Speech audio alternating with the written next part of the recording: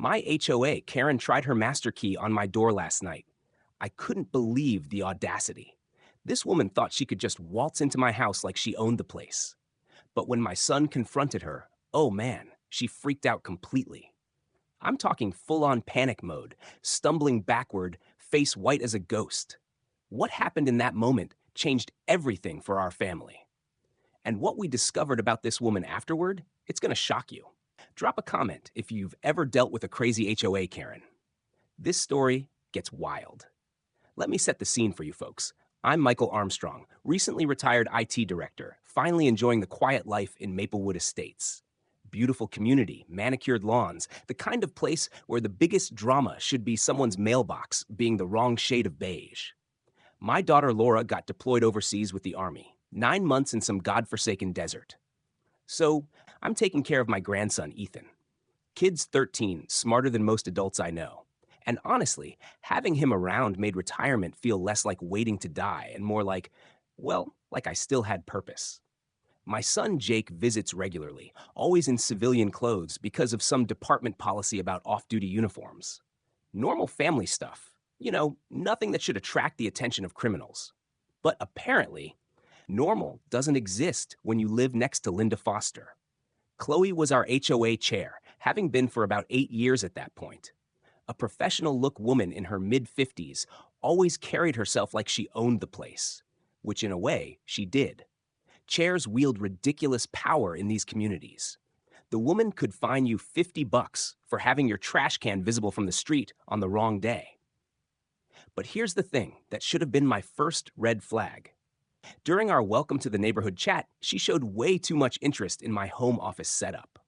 I mentioned I was retired from IT, thinking it was harmless small talk. Next thing I know, she's asking about my crypto portfolio with this weird intensity. Now, I never told her I had cryptocurrency, never mentioned digital investments, hardware, wallets, or anything. So how the hell did she know? At the time, I just figured maybe Jake mentioned something or she overheard a phone conversation. People talk, right? But looking back, that woman was fishing for information from day one. The whole master key situation was something I didn't understand initially, but it makes perfect sense now that I've seen how these criminals operate.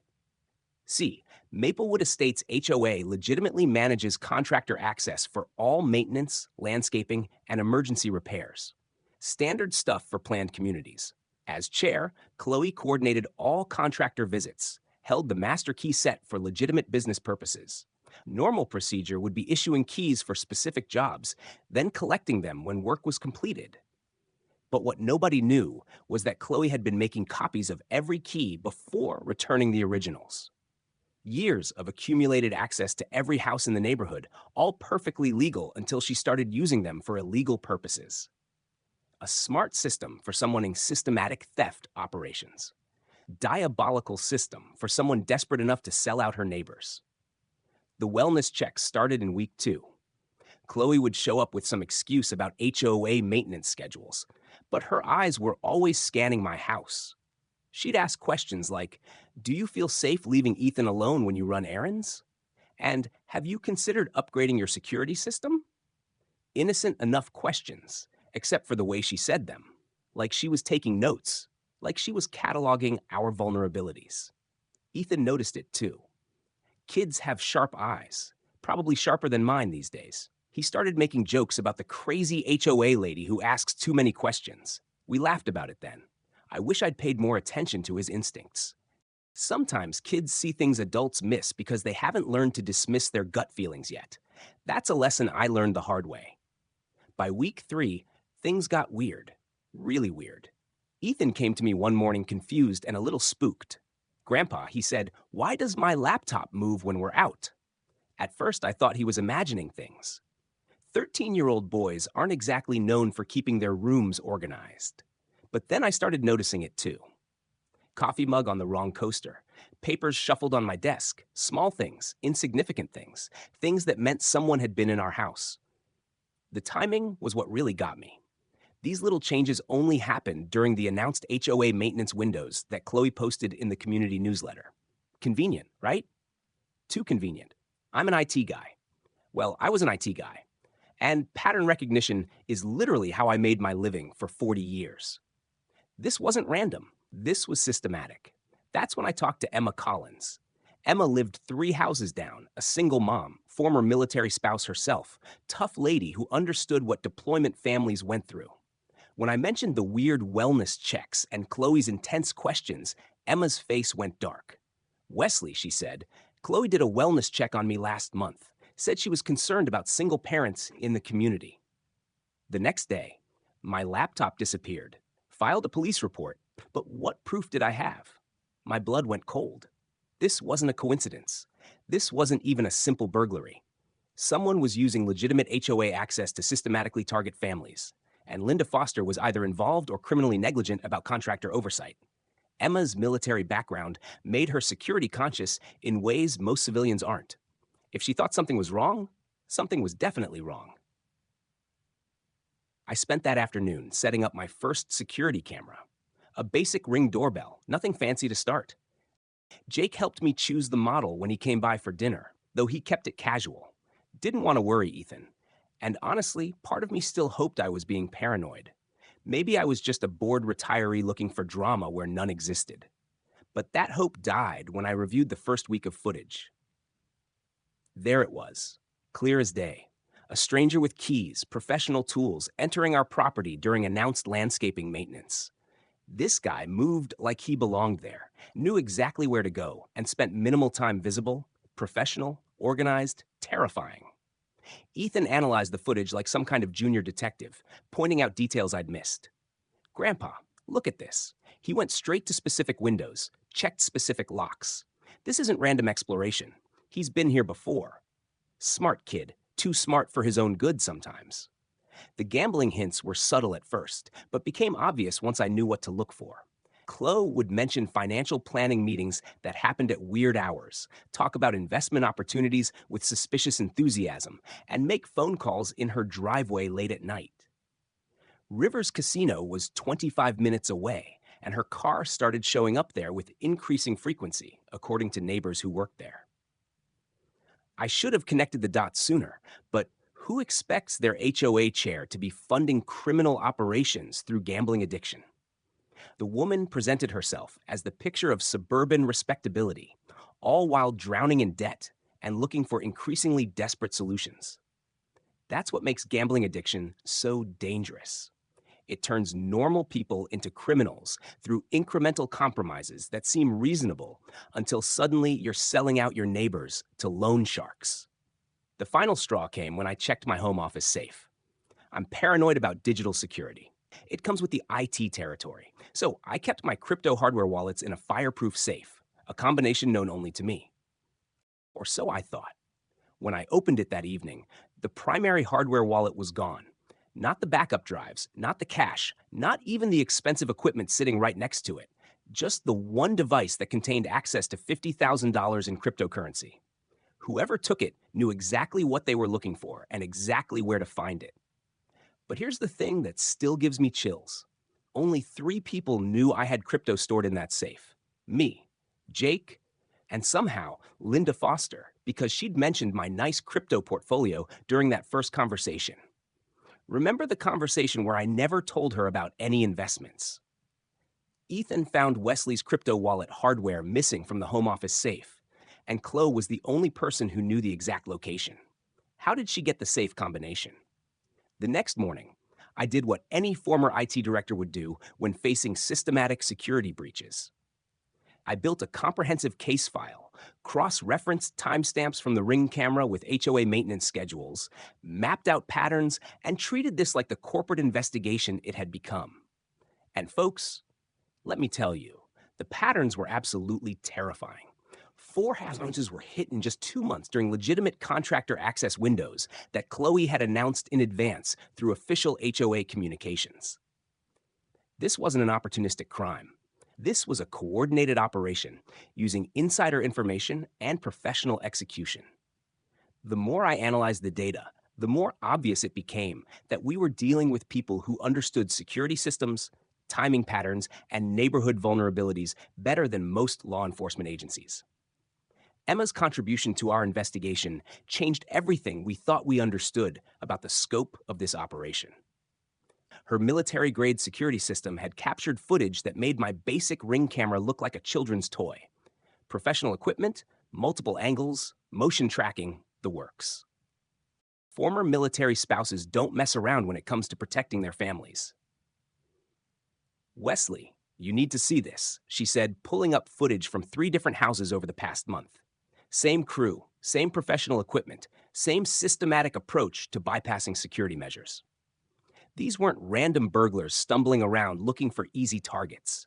These people had been studying our neighborhood like it was their full-time job, cataloging every weakness, mapping every opportunity. But Emma's discovery that afternoon made my missing crypto wallet look like small potatoes. She called me, voice shaking with rage and terror, fresh off the phone with her bank's fraud department. "Wesley, someone opened 3 new accounts in my name. Credit cards, checking accounts, and even applied for a small business loan using addresses from houses in our neighborhood. Houses that have been hit by the maintenance crew. Identity theft on an industrial scale." These criminals weren't just stealing property. They were stealing entire lives using the access Chloe provided to feed to photograph documents, copy personal information, and build complete financial profiles for systematic fraud. Emma's laptop hadn't just been stolen for resale value. It had been mined for every piece of personal data she'd ever stored on it. The timeline acceleration became obvious once we started comparing notes with other neighbors. What I'd initially thought was a 3-month operation had actually been compressed into just 8 weeks of intensive activity. Professional crews work fast when they have good intelligence and reliable access. They can hit multiple targets efficiently, extract maximum value, then disappear before anyone connects the dots. The scary part wasn't just their speed, it was their knowledge. These people knew which houses had valuable electronics, which families traveled regularly, and which security systems were legitimate versus decorative. Someone had been providing detailed intelligence about every potential target in Maplewood Estates. Jake's involvement had to remain unofficial at this stage, but cops have resources that retired IT directors don't. "Dad, this fits organized crime patterns I've seen in neighboring counties," he told me during one of his casual visits. Professional crews, inside information, systematic targeting across multiple communities. You're not dealing with neighborhood punks. These people are part of something bigger. His access to police databases revealed similar operations using HOA access methods in 3 other suburban communities within 50 Mentor. Same MO, same professional execution, same systematic approach to identity theft and financial fraud. We weren't just dealing with local criminals. We were looking at interstate organized crime. Chloe's behavior during this period should have won her an Oscar for worst performance under pressure. The confident HOA chair, who'd been terrorizing neighbors over mailbox colors and lawn heights, was clearly crumbling under massive stress.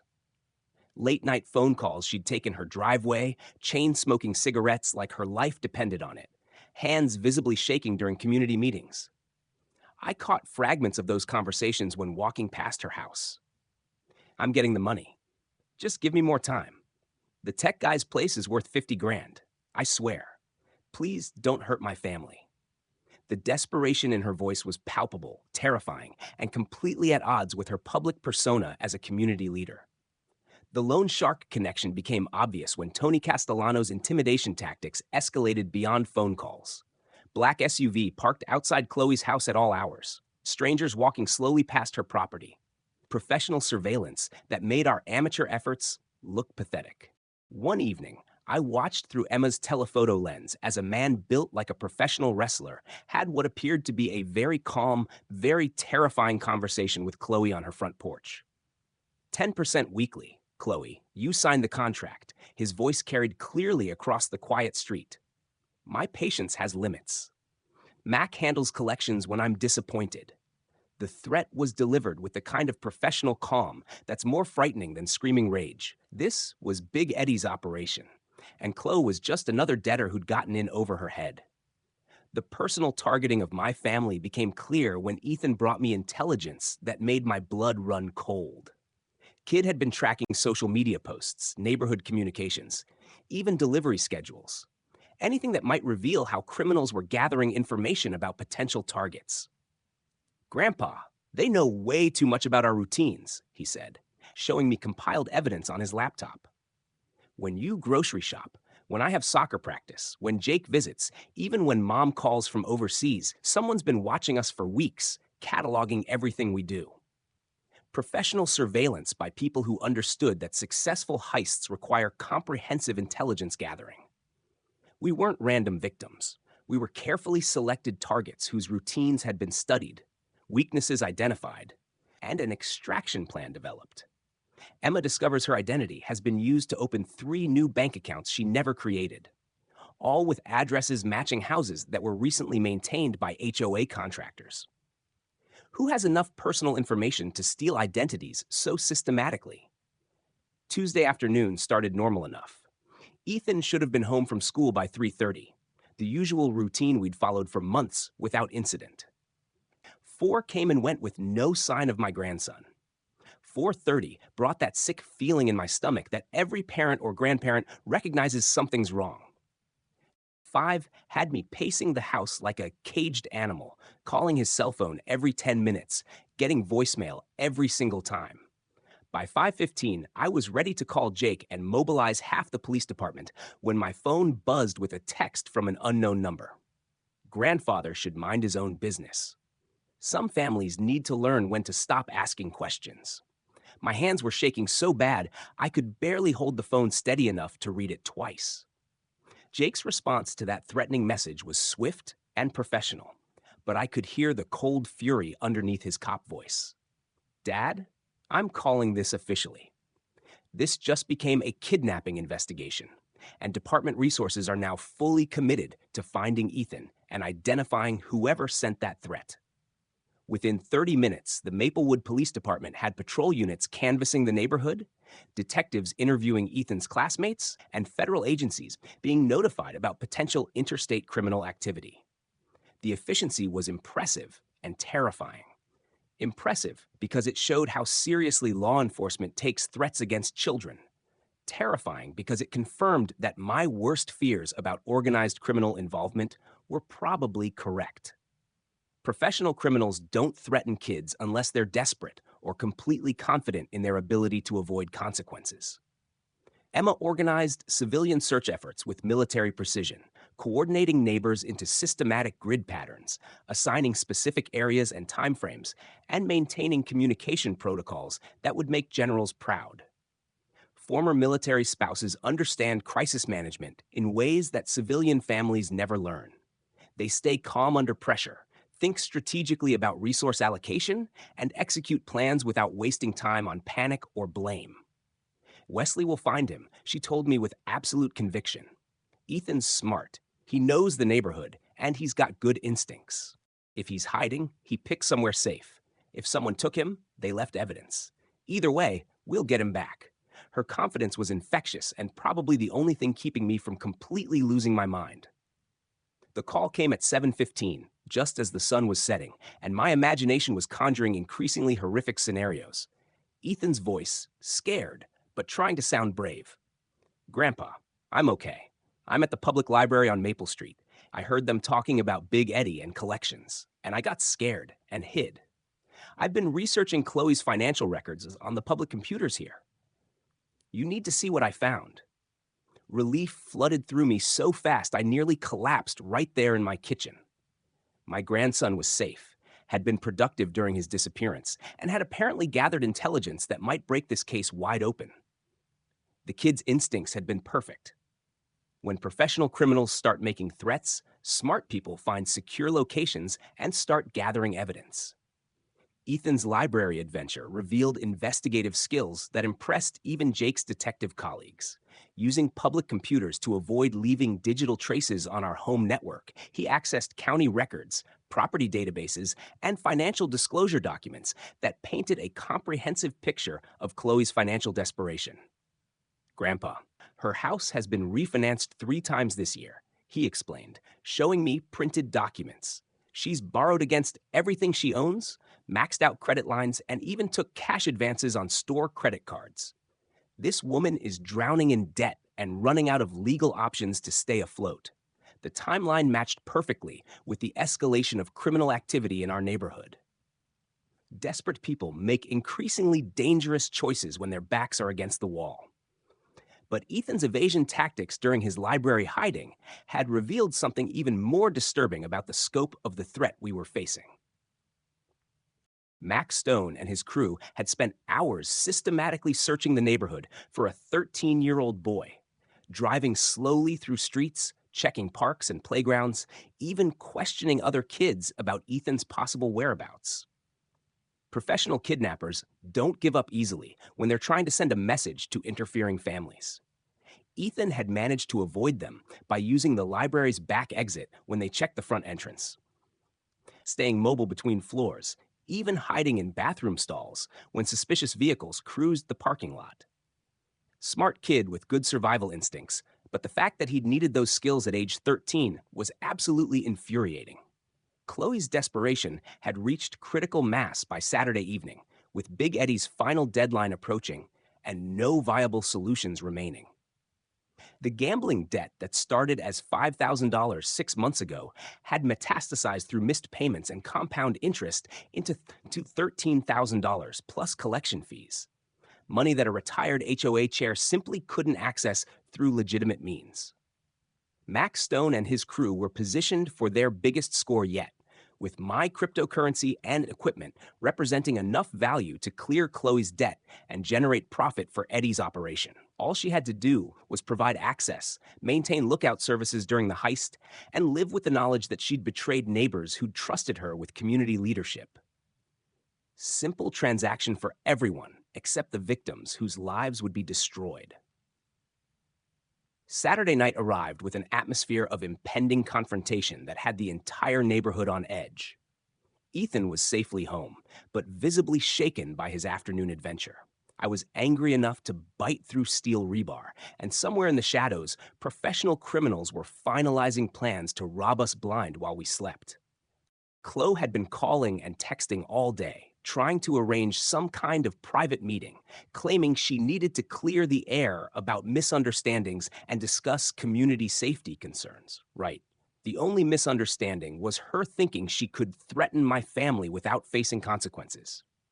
The only safety concern was the criminal organization she'd invited into our neighborhood. By 8 p.m., I'd had enough of her manipulation and lies. The aggressive pounding on my front door started exactly at 8:15, loud enough to rattle windows and wake neighbors 3 houses away. "Wesley, open this door. We need to talk about your interference and the problems you're causing for everyone." Chloe's voice carried the kind of desperate rage that makes people dangerous. Cornered animals lash out unpredictably, and she was definitely cornered. Ethan had just finished unpacking his emergency backpack when the door assault began, still processing his afternoon encounter with professional criminals. "Grandpa, should we call the police?" he asked, not realizing that the police were already much more involved than he understood. "No, Ethan, stay back. I'll handle this," I told him, moving toward the door with more confidence than I actually felt. 65 years old, former IT director, facing down whatever remained of Linda Foster's sanity and desperation. But as I reached for the deadbolt, familiar footsteps approached from behind me. Heavy, confident steps that I recognized immediately. Jake had arrived for what Chloe thought would be a private confrontation between neighbors. Except tonight, he wasn't wearing his usual civilian clothes. The transformation was remarkable. My son had gone from a casual family visitor to a full law enforcement authority figure, complete with a badge, utility belt, radio, and the kind of presence that makes criminals reconsider their life choices. Chloe expected to intimidate a scared old man and his teenage grandson. Instead, she was about to meet Officer Jake Armstrong of the Maplewood Police Department and discover that threatening police families carries consequences she'd never imagined. The door opened and time seemed to freeze for everyone involved. There stood Jake in his complete uniform, badge gleaming under the porch light, duty belt loaded with professional equipment, radio crackling with dispatcher communications. Every inch the authority figure that Chloe had been unknowingly challenging for weeks. The transformation on her face was instantaneous and absolutely devastating. Color drained from her cheeks like someone had pulled a plug. Her mouth fell open in shock, and she literally stumbled backward off our front step onto the walkway. "Mrs. Foster," Jake said in his most professional voice, the tone he reserved for serious criminal suspects. "Officer Daniel Armstrong, Maplewood Police Department. I believe you wanted to discuss something." The woman who had been terrorizing our neighborhood with fake authority suddenly found herself face to face with real authority, and she looked like she was about to faint. The neighbors started emerging from their houses like prairie dogs popping up from burrows, drawn by the commotion, and probably hoping for entertainment that would give them something to talk about for months.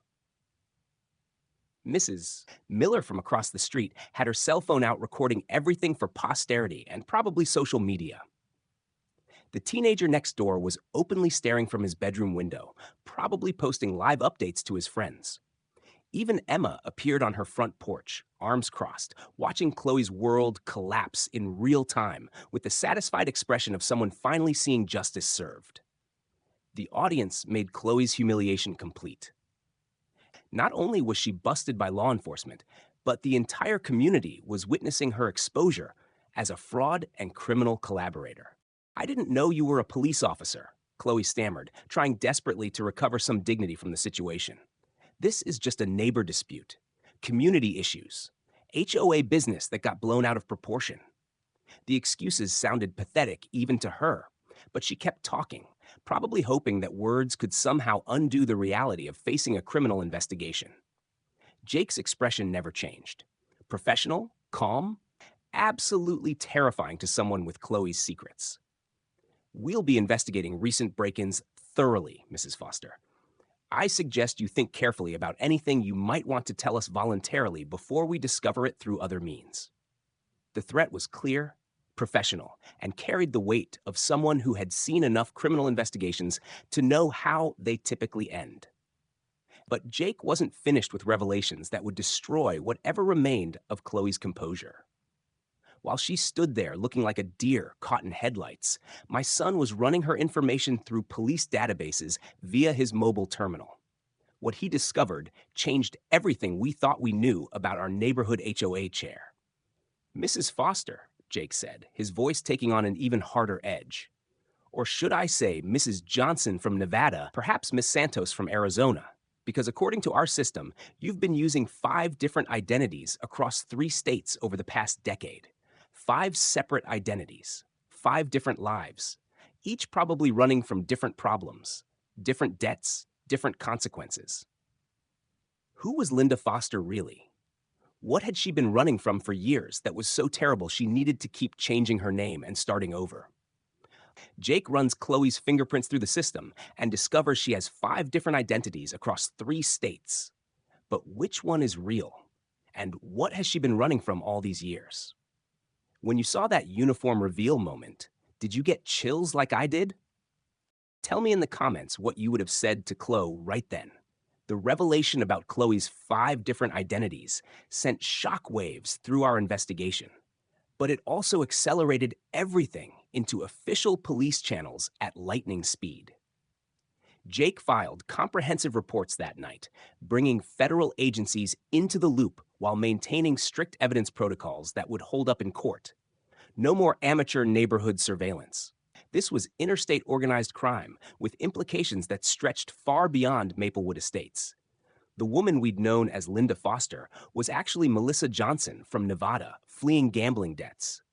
Anna Santos from Arizona, running from loan shark violence, and 3 other identities we were still discovering, each representing a life destroyed by addiction and increasingly desperate choices. Professional identity theft isn't something you stumble into accidentally. It's something you learn through years of running from consequences that never stop chasing you. What terrified me most wasn't Chloe's criminal history, but the level of sophistication her current operation displayed. Tony Castellano's crew wasn't just monitoring our neighborhood.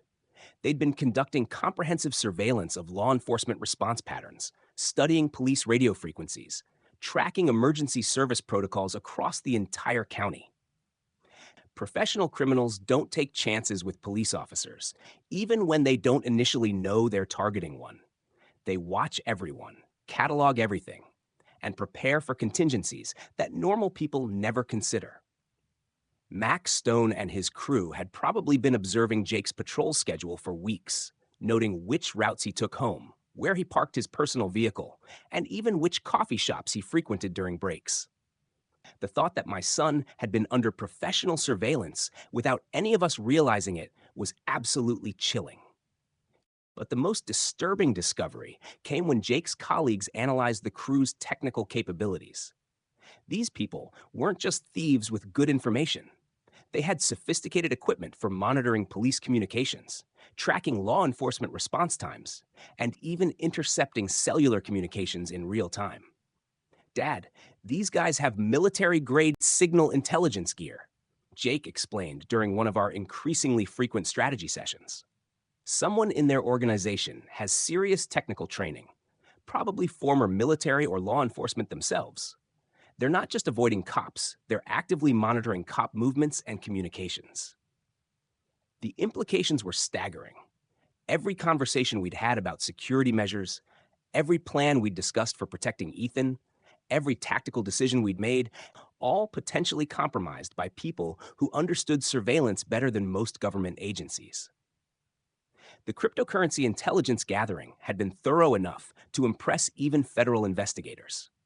Mac's crew had researched my entire 40-year career in corporate IT, traced every retirement investment, and identified digital assets worth exactly $50,000 plus $20,000 in related hardware equipment. They knew about my backup storage methods, understood my security protocols, and even recognized the specific models of hardware wallets I used for different types of cryptocurrency. This wasn't random burglary targeting visible wealth. This was precision extraction by people who understood digital assets better than most financial institutions. Someone in their organization had serious technical expertise, probably a hacker or former cybersecurity professional who'd turned their skills toward criminal enterprise. Sunday morning brought intelligence that fundamentally changed our defensive strategy and confirmed our worst fears about the scope of the threat. Emma's military-grade surveillance system had captured something that made federal investigators immediately escalate the case to their highest priority levels. Mac's crew wasn't just planning a heist. They were planning a heist specifically designed to neutralize law enforcement response through technical countermeasures. Professional signal jammers to disrupt communications, police scanner equipment to monitor emergency frequencies, even portable cell tower simulators to intercept and redirect cellular communications.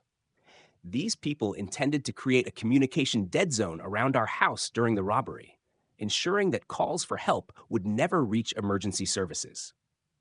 My counter strategy had to evolve rapidly to match the sophistication of the threat we were facing. Simple home security systems wouldn't work against people with military-grade electronic warfare capabilities. So, I went old school, combining modern digital surveillance with analog backup systems that couldn't be jammed or intercepted. Hidden cameras with local storage that didn't rely on wireless communications. Silent alarms connected through hardwired landlines that bypassed cellular networks entirely. Even physical evidence collection systems that would continue gathering intelligence regardless of electronic countermeasures. If Mac's crew wanted to rob a former IT director's house, they'd discover that 40 years in corporate security had taught me contingency planning that most criminals never anticipate. Ethan's role in our defense strategy was carefully limited, but absolutely crucial to our success. The kid desperately wanted to play hero, wanted to confront the bad guys, and protect his family through direct action. But 13-year-old boys don't survive encounters with professional criminals, no matter how smart or brave they might be. So, we gave him the technical support role, monitoring camera feeds from a secure location, maintaining communications through backup channels, coordinating with law enforcement through protocols that couldn't be intercepted. His job was to be smart, safe, and precise with evidence gathering. Not the dramatic role he wanted, but the role our family needed him to fulfill if we were going to survive this confrontation intact. The psychological pressure on Chloe during this period was visible from space and increasingly dangerous for everyone involved. The woman was caught between Big Eddie's violent deadline and Jake's federal investigation, between organized crime conspiracy charges and whatever original threats had forced her to start changing identities years ago. Saturday afternoon, I watched her pace her driveway for hours, making frantic phone calls, chain-smoking cigarettes, exhibiting every sign of someone approaching a complete psychological breakdown. She tried calling me multiple times, probably desperate to negotiate some kind of deal that would save her from both criminal prosecution and loan shark violence. But I wasn't interested in hearing excuses or justifications. The time for explanations had ended when they threatened my grandson. Mac's final coordination meeting with Chloe happened in broad daylight, right in her driveway, with the kind of confidence that suggested they believed their operation was unstoppable.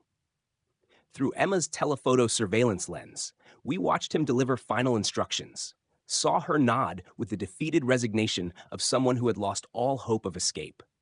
The conversation lasted less than 5 minutes, but the body language told the complete story. Mac was in complete control. Chloe was terrified, but compliant, and tomorrow night would determine whether my family survived their criminal enterprise. Whatever hold Big Eddie's organization had over her was stronger than her fear of federal prison, stronger than her terror of Jake's investigation, stronger than any remaining trace of conscience about betraying neighbors who'd trusted her. Sunday's heist preparation began before dawn with reconnaissance that demonstrated professional military-style planning. Mac's crew arrived using legitimate contractor vehicles and Chloe's master key access to conduct final intelligence gathering on our property. They verified camera positions, tested electronic countermeasures, confirmed escape routes, and eliminated variables that could compromise their operation.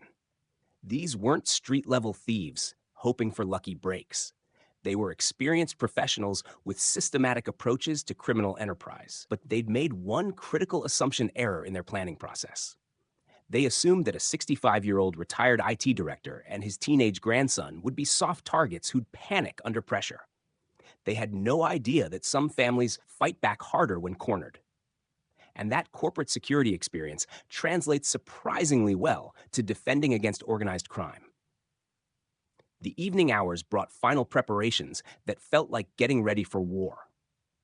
Jake positioned backup units throughout the neighborhood, coordinating with federal agents who'd been monitoring the situation since the interstate identity theft connections were discovered. Emma's house became our secondary command center, with sightlines covering approaches that our own cameras couldn't monitor. Ethan was stationed in Jake's old bedroom, surrounded by monitors and communication equipment that would keep him connected to law enforcement regardless of electronic warfare attempts. Everything was ready. The trap was set.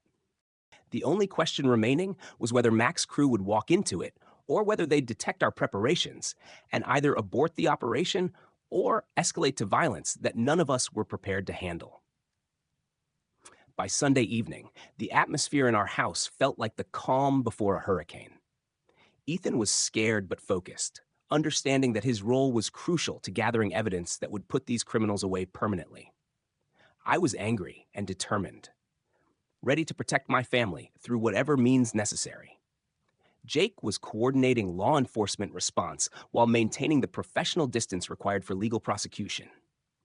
And somewhere in the darkness outside, professional criminals were making final preparations to rob us of everything we'd worked 40 years to build. The stage was set for a confrontation that would determine whether justice or criminal enterprise would prevail in Maplewood Estates.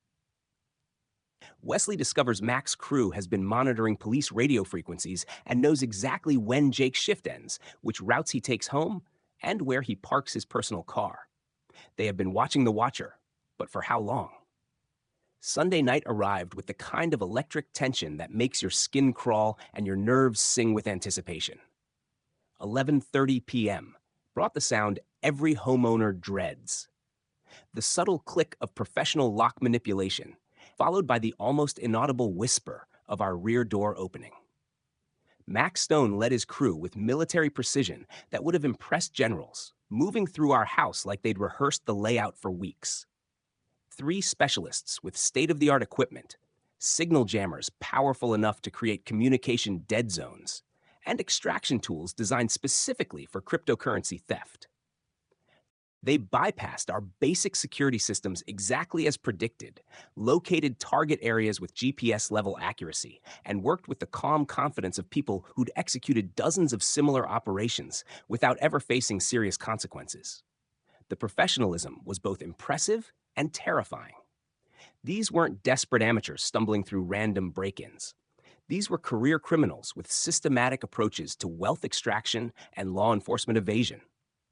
Ethan was positioned in our makeshift command center, surrounded by monitors displaying every camera angle we'd managed to establish over the past week of intensive preparation. The kid was scared, but laser focused, understanding that his evidence gathering role could determine whether these criminals face justice or escape to victimize other families across multiple states.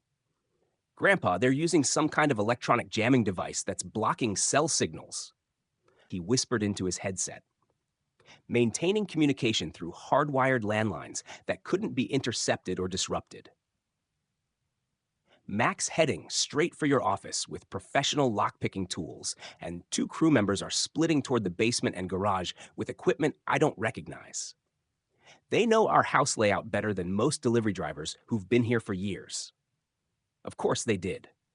Chloe had provided detailed floor plans, security system specifications, daily routine schedules, even Ethan's sleeping patterns, and favorite hiding spots. She'd sold out every intimate detail about our family's vulnerabilities to save her own skin from Big Eddie's escalating violence and threats.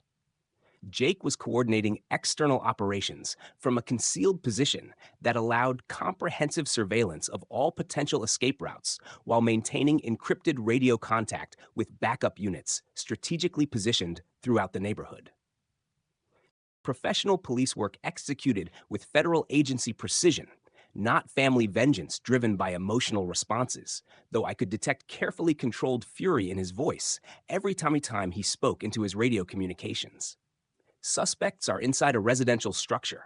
Theft in progress, with federal agents standing by for coordination. We need them to complete multiple criminal acts before moving in for arrests that will survive appeals courts and procedural challenges. The legal requirements were incredibly frustrating, but absolutely necessary for successful prosecution that would dismantle the broader criminal organization.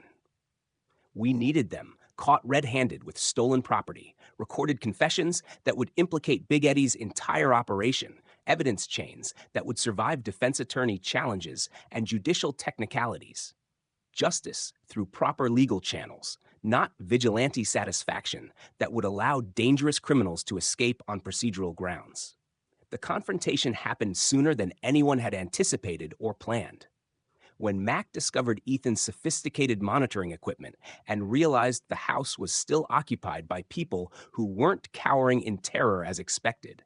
Professional criminals always prepare contingency plans for complications, but they strongly prefer operations that proceed according to carefully developed schedules without unexpected variables or civilian interference.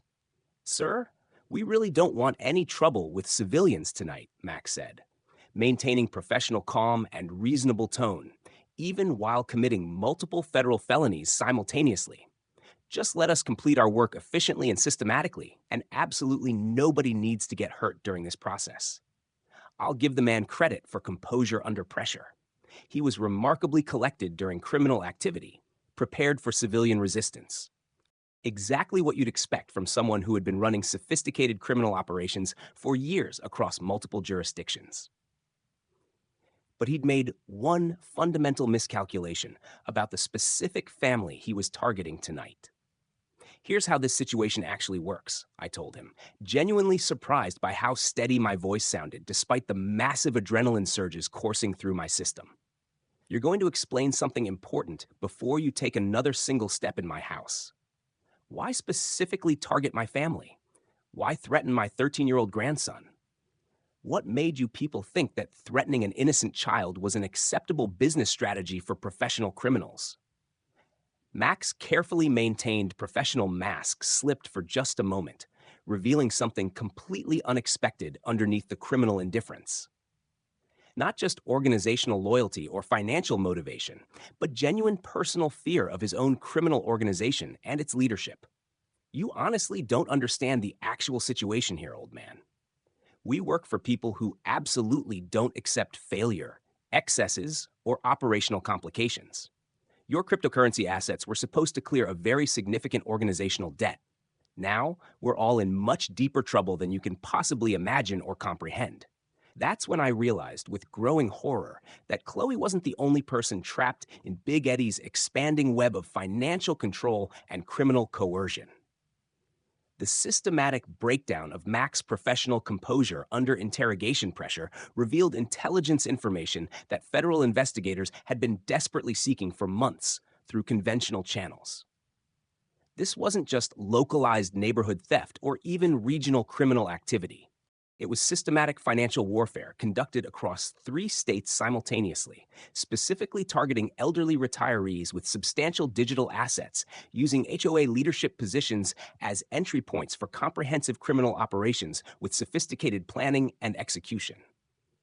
Big Eddie personally owns gambling debts and financial obligations from here all the way to Nevada, Mac explained while handcuffs clicked into place as Jake's backup unit surrounded our house with practiced tactical precision. Casino advances, business loans, personal guarantees, mortgage refinancing. He systematically identifies people drowning in insurmountable financial problems and offers immediate solutions that inevitably become permanent financial slavery. Chloe's just one of dozens of desperate people working off accumulated debts through theft operations, identity fraud schemes, and whatever criminal activities generate sufficient revenue for the organization's expanding operations. The scope was absolutely staggering and deeply terrifying. Our peaceful suburban neighborhood had been just one small operational component of a criminal empire that stretched across multiple states and countless victims. Chloe's complete psychological breakdown and comprehensive confession came during formal arrest processing, when the crushing reality of federal conspiracy charges finally shattered whatever remained of her deteriorating psychological defenses and self-justification mechanisms. The gambling addiction had started innocently enough through social casino visits, small recreational bets, and entertainment activities that gradually evolved into compulsive behavior, requiring increasingly desperate funding sources and risk-taking behavior. $5,000 in advanced payments from Big Eddie's legitimate casino operation had seemed like miraculous salvation 6 months ago, when her other options were exhausted. 10% weekly payment requirements had seemed completely manageable until missed deadlines started accumulating compound penalties and escalating threats against family members. I never wanted anyone hurt or traumatized, she kept repeating through uncontrollable tears and hyperventilation episodes.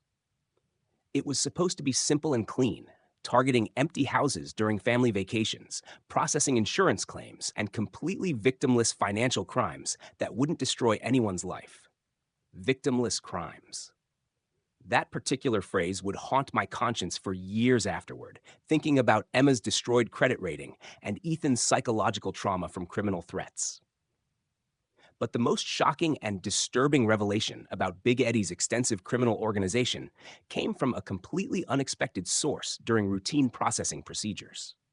While Mac was being prepared for federal transport to secure detention facilities, he specifically requested a private conversation with Jake that would fundamentally change everything we thought we understood about the true scope of the criminal conspiracy we'd accidentally discovered.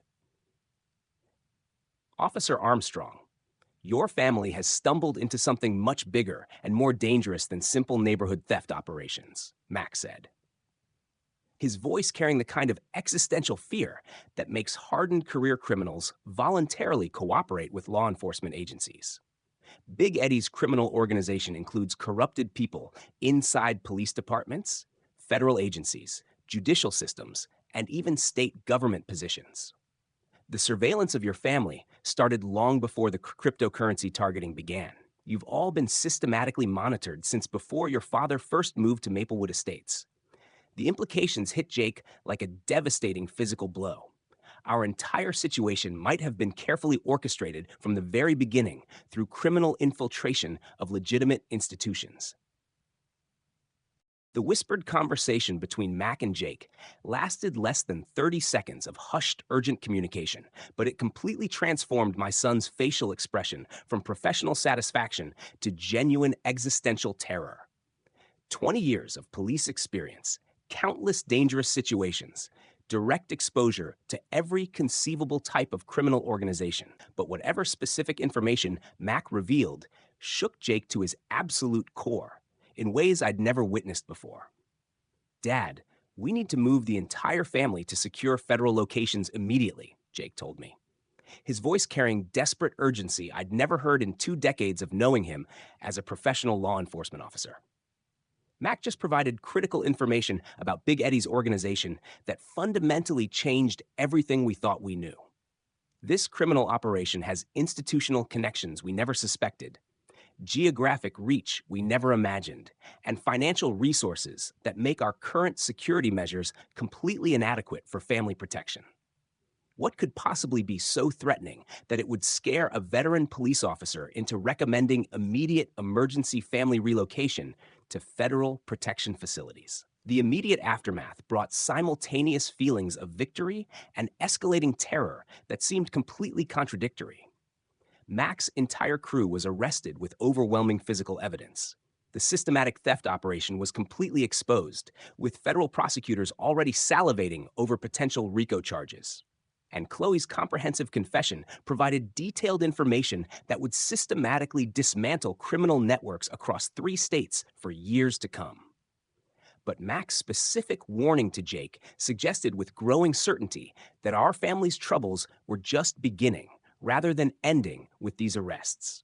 Federal investigators were being urgently called in, not just for routine prosecution support, but for comprehensive witness protection services.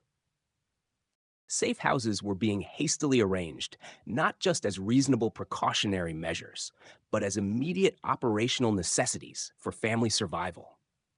The victory we'd achieved through careful planning had apparently triggered severe consequences that none of us had anticipated, prepared for, or even imagined possible. As federal agents efficiently coordinated our emergency relocation with military-style precision, I watched Ethan pack essential belongings with the kind of calm operational efficiency that no 13-year-old child should ever need to develop under any circumstances. My beloved grandson had been forced to grow up far too fast, learn about adult criminal dangers at far too young an age, and face sophisticated criminal threats that would permanently traumatize most emotionally healthy adults.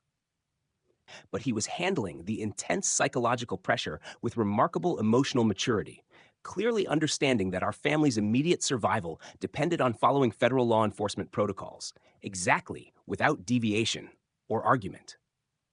"Grandpa, are we actually going to be okay after all this?" he asked while systematically stuffing his laptop and essential electronics into a standard government-issued go bag. "I honestly don't know for certain, Ethan." I answered with complete honesty, "but we're definitely going to face whatever comes next together as a united family."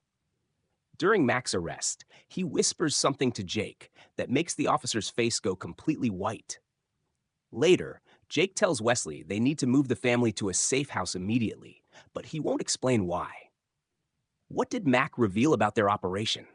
This ending gave me goosebumps thinking about my own family's safety. Have you ever felt like someone was watching your house? Share your experiences and let's protect each other. 3 months later, the federal justice system had delivered results that actually restored some faith in how America handles organized crime when prosecutors have solid evidence and cooperative witnesses. Mac Stone received 8 years in federal prison for racketeering and organized theft operations. His crew members got 5 to 7 years each, with sentences reduced based on their cooperation in exposing Big Eddie Castano's broader criminal empire. The coordinated federal raids across 3 states had been spectacular.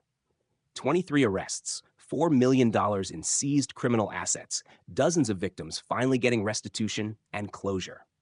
Sometimes the system actually works when you give investigators rock-solid evidence and criminals stupid enough to threaten police officers' families on recorded surveillance footage. Chloe's final accounting was more complicated, but ultimately satisfying in ways that pure revenge never could have achieved. 18 months in county jail, followed by 3 years of supervised probation, court-ordered gambling addiction treatment, and complete financial devastation from legal fees and victim restitution requirements. Her house was sold at auction to pay compensation to identity theft victims. Her reputation in any community was permanently destroyed, and her future would be spent rebuilding a life she'd demolished through addiction and criminal choices. Not the dramatic courtroom breakdown that makes good television, but real consequences that would follow her for decades. Sometimes justice looks like forcing someone to face the long-term damage they have caused and spend years making amends to people they've hurt.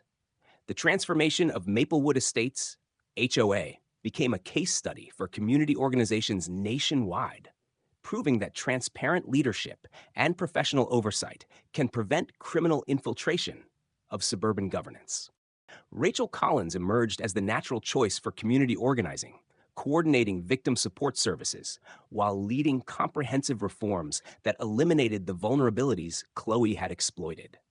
New contractor verification protocols, financial transparency requirements, and security measures that actually protect residents instead of enabling systematic theft operations. The woman who had lost the most to Chloe's betrayal became the driving force behind ensuring similar crimes never happened again. That's the kind of transformation that restores faith and human resilience.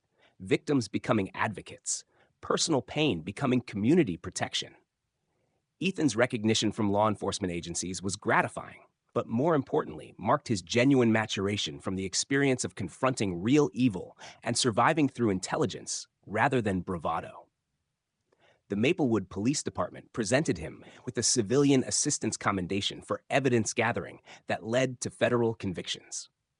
But beyond official recognition, the kid had learned lessons about courage, family loyalty, and standing up to bullies that would serve him for life. His mother, Laura, returned from military deployment to find her son more confident, more aware of real-world dangers, and proud to be part of a family story that proved ordinary people can defeat organized crime through preparation and cooperation. Military families understand sacrifice and service better than most. She was genuinely proud of how her father and son had protected each other during her absence. Jake's career advancement from the federal investigation exceeded anything he'd expected from 20 years of professional police work. Department commendation for outstanding investigation under personal pressure. Consideration for detective promotion based on his handling of interstate criminal cases, and recognition from federal agencies for maintaining professional standards while protecting his own family. But more importantly, he demonstrated that good police officers can navigate the complex relationship between personal and professional responsibilities without compromising either duty. The uniform that had terrified Linda Foster into submission became a symbol of everything law enforcement should represent: protection of innocent people, pursuit of justice through legal means, and courage to confront organized crime regardless of personal risk. My own evolution from retirement boredom to community leadership happened gradually, but felt completely natural given everything we'd experienced together. The neighbors who voted me HA chair unanimously weren't just expressing gratitude for stopping criminal activity. They wanted leadership from someone who'd proven capable of handling serious problems with competence and integrity. Retirement had given me purpose again, not through leisure activities or hobbies, but through genuine service to people who needed protection from threats they couldn't handle alone. The security consulting business that developed from our experience helped other retirement communities identify vulnerabilities and implement comprehensive protection systems. Turns out that former IT directors with corporate security backgrounds make excellent crime prevention specialists when they apply technical knowledge to community safety problems. But our story's conclusion carried revelations that transformed victory into ongoing vigilance and reminded us that some battles never truly end. 6 months after the federal convictions, I received an encrypted email from an untraceable sender that made my blood run cold and confirmed Mac's warnings about Big Eddie's long-term retaliation methods. Surveillance photographs of our family taken over the past year.